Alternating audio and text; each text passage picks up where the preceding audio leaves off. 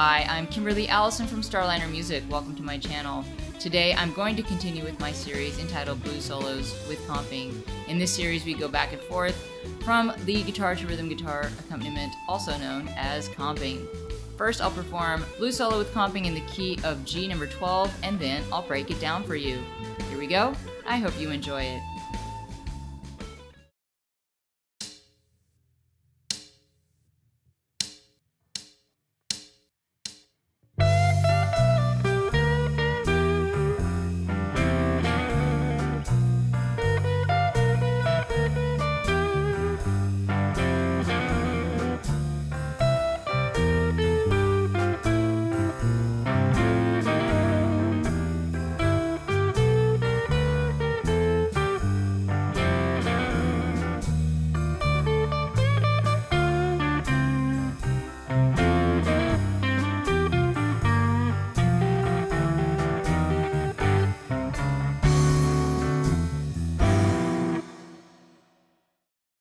Alright, today we're going to break down blues solo with comping in the key of G.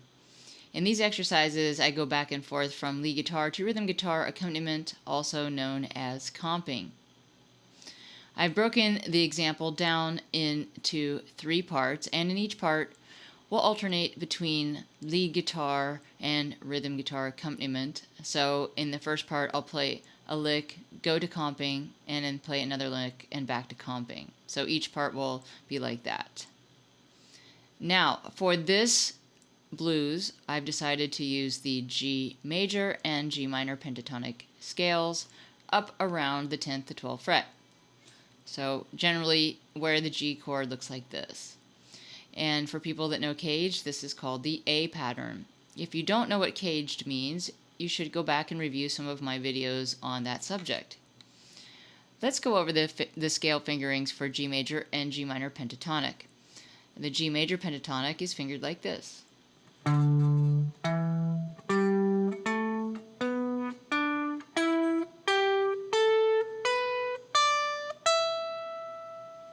The G minor pentatonic looks like this.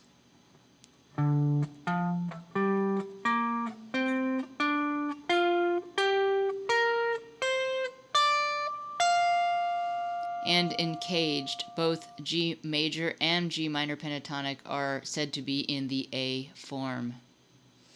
Now that we've looked at the scales, let's go on to part 1.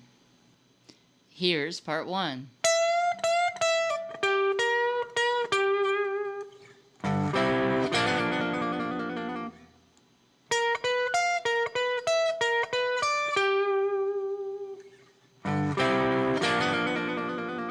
So I start with a bend into a chord tone. I'm bending the 6th degree of the major pentatonic scale, a half step until I'm at the 7 of a G7, so that's the flatted 7. So I'm starting my phrase on a chord tone, and I'm doing this half step bend twice, so then I have a pull off, and I jump down to the root G. And then I have a half to a quarter step bend. This is the minor third, and it's bent toward the major third, which is a chord tone. And then I end again on the root here, G. And then I'm going to go down to my comping. So my comping starts with a power chord, a root and a 5th, at the 3rd fret of G here, and then I'm going to roll my ring finger into what looks like a C chord, but I'm not really changing to a C chord here. I'm just creating some harmonic motion around G. So this is a very quick visit to a C chord, and then I'm coming into an abbreviated G 7th chord here with a trill. Now, technically, this triad, this 3-note chord, is a diminished chord, but really, for our purposes, it's representing an abbreviated G7. So we have the flatted 7, we have the major 3rd here, and we have the 5th of our chord here. So I'm hammering on to the major 3rd, and because this is bluesy, it's good to include some minor elements. So underneath my bar I have this minor 3rd, and I'm hearing a bit of the minor 3rd when I'm doing the trill here. You can hear the hammer from the minor 3rd into the major 3rd. So here's my abbreviated G7, and I'm hammering on. So I'm going power chord, brief visit to the C, and then abbreviated dominant G7 chord, hammering on into the major third with a trill. And then after that, I'm going to go back up to the 10th fret A area for G.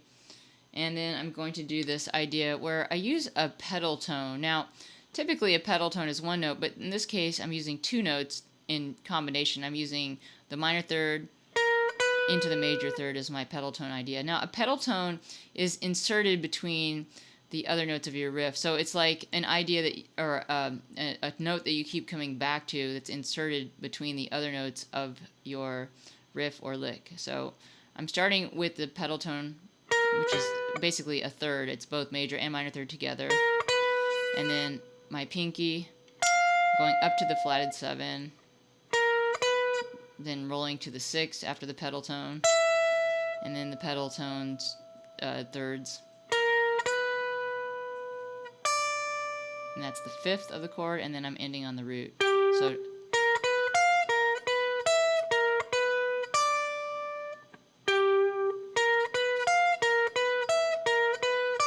So the rhythm here is a triplet. So triplet, triplet, triplet, ending on a quarter note at the end of the measure.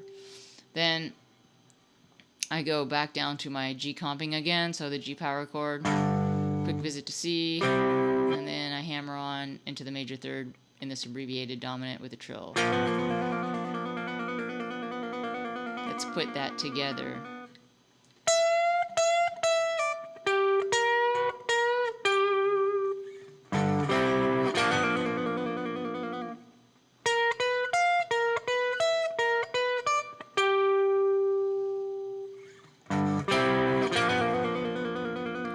Part 2.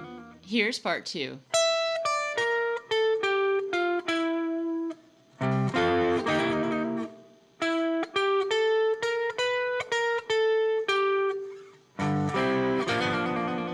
So part 2 is all about the 4 chord. That's C7, and I'm starting on the 3rd of C7, that's E. Now this is part of my G major pentatonic, but I'm choosing this note because it is a chord tone of C. Coming down from the E, and then I'm using a B flat here. That's the minor third of our key, but it's also the flatted 7. Flatted 7 of our C chord, so it's a chord tone. Coming on down to the root G. Here's the F resolving to the note E. And again, the note E is the 3rd of our C chord, so it makes sense that I would be playing it here and ending my phrase on a chord tone of C. As I always say, good phrases begin or end, or both begin and end on chord tones. And so at that point I resolve to my C. I go to comping on C. Now, the comping for C is the same as the comping for G. I'm going to start out with the power chord. In this case, it's a C power chord, so C5. Then I'm making, this time, a quick visit to an F triad. And then I'm going to use an abbreviated C7th chord with a little trill into the major third of the chord. So same comping, just transposed up to the 8th fret for C. And at that point, then I'm back to lead guitar and I play this, starting on the note E again. So I'm using this chromatic passage back down. And then I'm ending on the note G, and that is the root of my G chord. And at that point, I'm back on G because that's where we go back to the 1 chord, and then I go back to G comping. So the lick is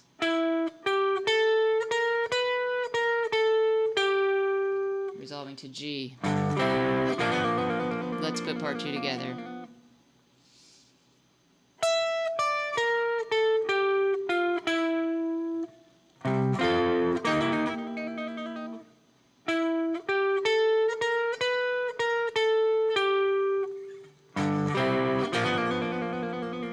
On to part 3. Here's part 3.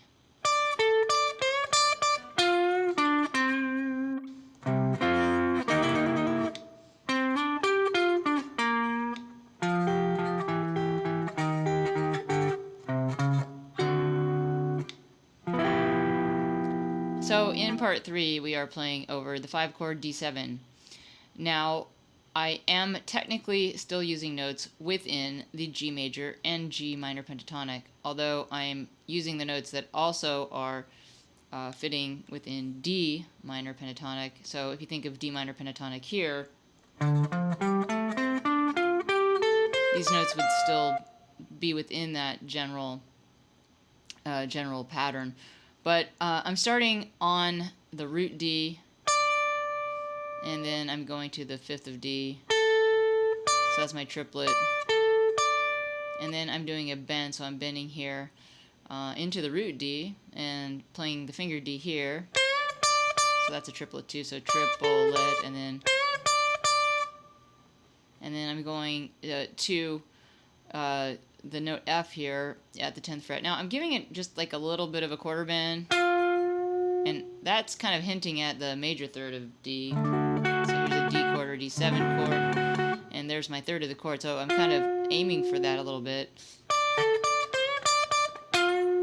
And then playing the D here, and then the C. Now the C is the flat 7 of D. So all the notes I just played are within G major and minor pentatonic, but they also overlap with D. And then I'm going to go to C comping, because I played my lead guitar idea over D, and then now we're at the 4 chord and I'm comping for that, so I'm back to C comping just like we did before. C power chord, visit to F triad, abbreviated dominant with a trill. Then I'm back to lead guitar, and I'm back into my G pentatonics here, and I have a hammer from 12 into 12 from 10, so, and then I'm here on the G, and then down to the 8th fret, so, and then I get into a double stop turnaround. Now it's typical of these type of turnarounds.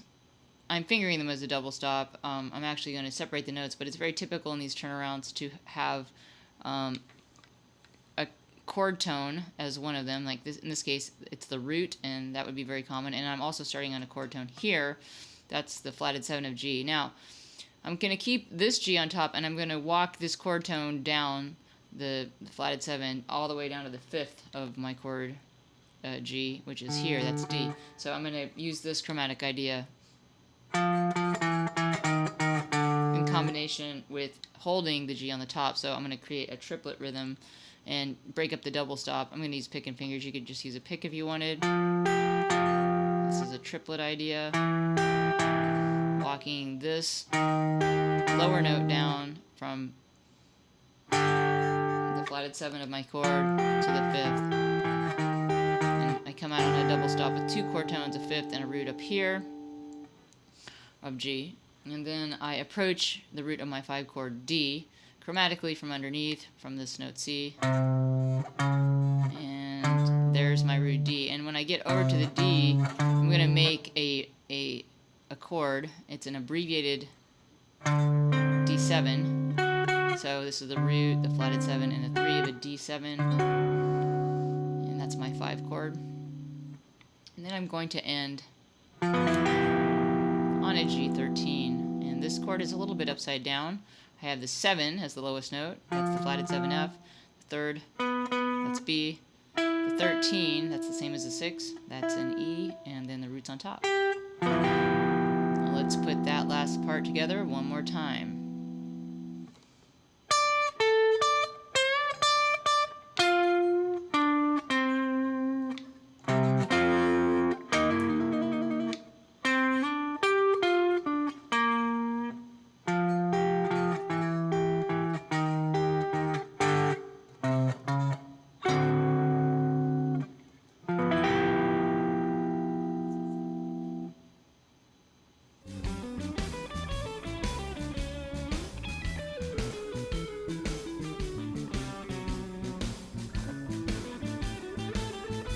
That's it for Blues Solo with Comping in the key of G number 12. I'm Kimberly Allison from Starliner Music, and I hope to see you back on my channel soon.